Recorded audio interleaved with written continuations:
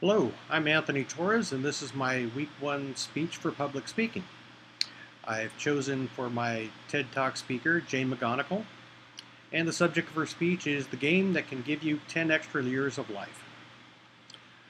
Jane starts her speech out by stating to her audience that she's going to give them an extra 7.5 minutes added to their life.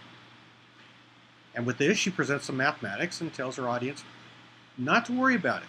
She's going to explain it at the end.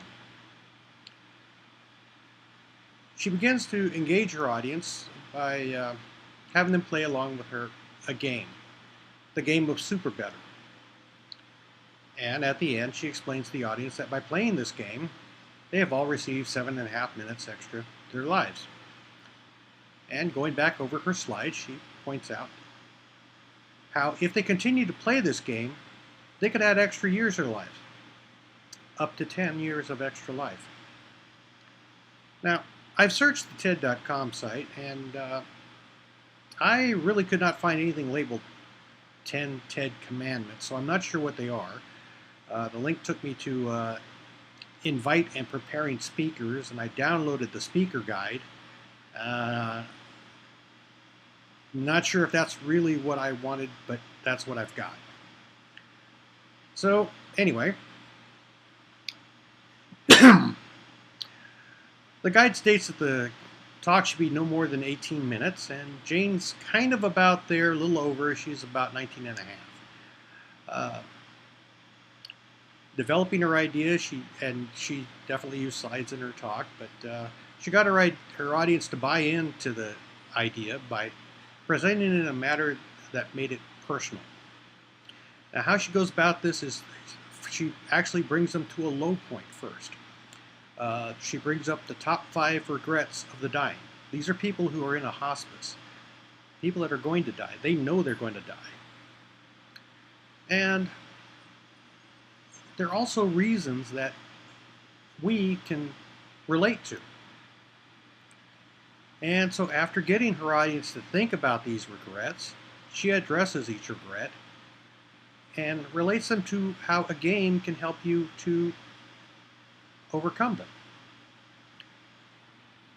Now, she establishes her credibility in the subject because obviously she's never worked in a hospice.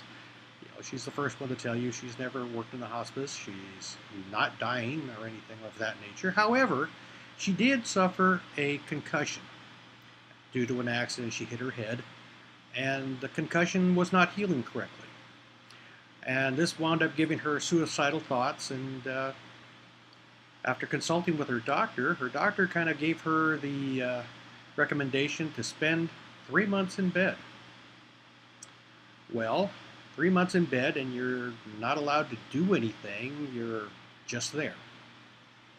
And she establishes that, you're not allowed to do this, you're not allowed to do that, you're not supposed to do this.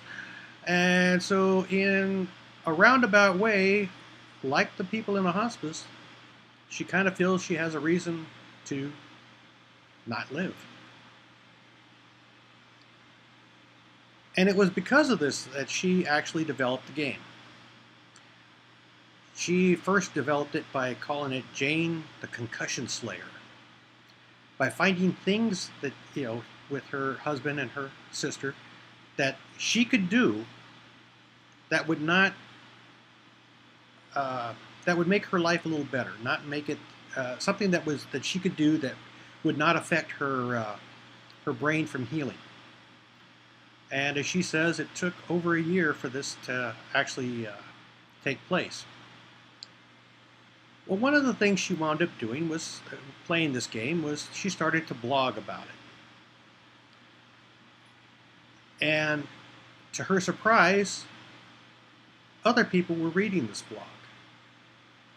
You guessed it, it's the people who actually were dying, people who had serious illnesses.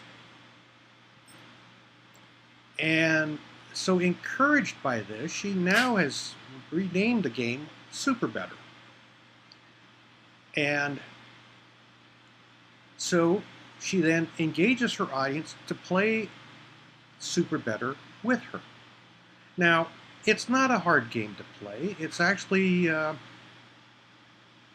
very much like the activities we did on our earlier talk this morning for Group 5, uh, for our other assignment, where you take simple things.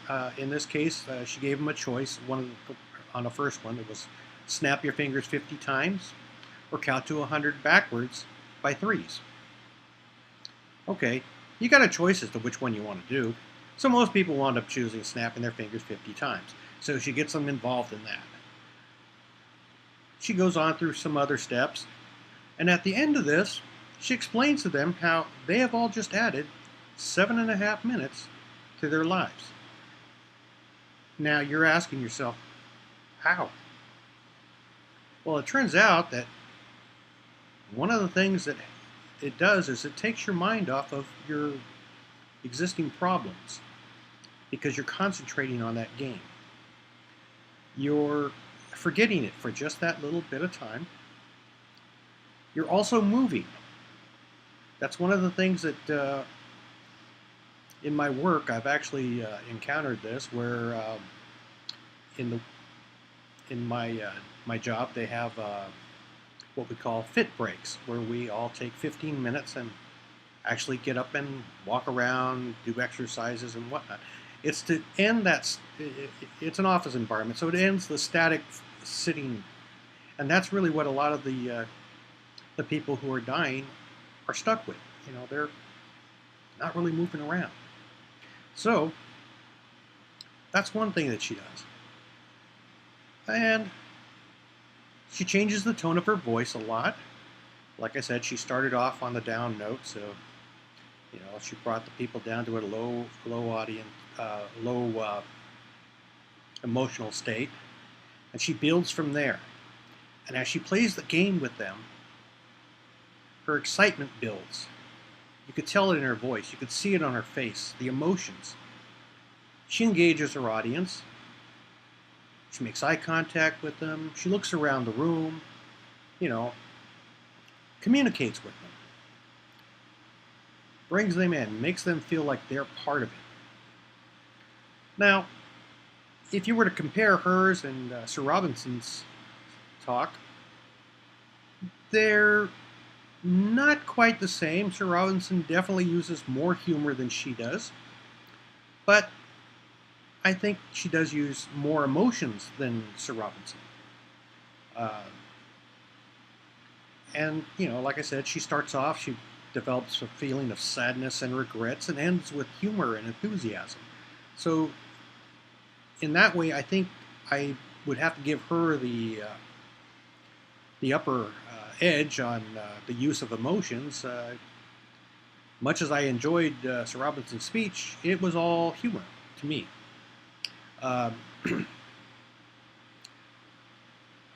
So, as far as dynamism goes, I'm going to give Jane a 5, and I got to say because of her use of emotions. You know, she gives you the top 5 regrets of the dying, gets you to relate to them.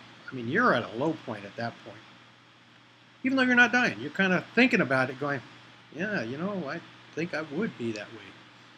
So then she builds up on it, brings out her establishes some credibility to herself by explaining what she's gone through.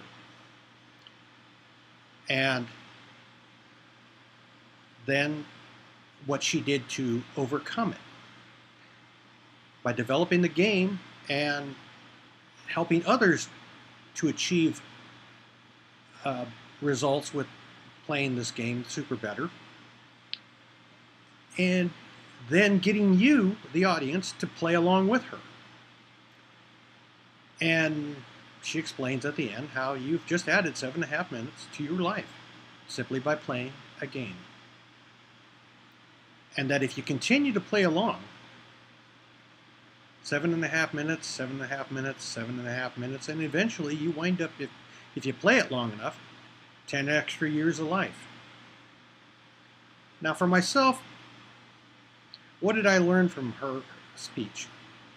Well, I got to tell you, I dread public speaking. I really did not like it when I was in high school. I think that might have been because of the way it was presented. Uh, it wasn't topics that I chose, they were topics that were chosen for me. And if you don't have the passion for that talk, well, you got to figure a way to develop it or you're going to lose your audience. And that's really where I was at. So I think from what I've learned from Jane is to establish credibility and win your audience over. Engage your audience. Make it something personal to them. And I would say definitely by showing the enthusiasm for the subject, that is something that goes a long way to your ability as a public speaker. Well, I'm Anthony Torrez, and this was my talk on my TED Talk speaker, Jane McGonigal, and I thank you for listening.